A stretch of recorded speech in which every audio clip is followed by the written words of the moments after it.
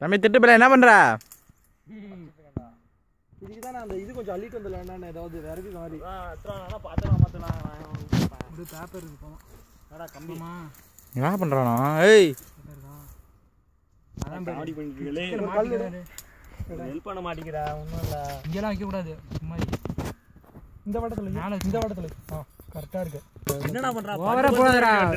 இது ஆகிடும், இது ஃபுல்லாகிடும். பரவாயில்ல, இல்லை 2 கல்லாம் உடச்சி விட்டீங்க. புல்லுலாம் தானே எரிஞ்சிடும்டா. யாரும் சைதா இப்போ என்ன பண்றீங்க நீங்க?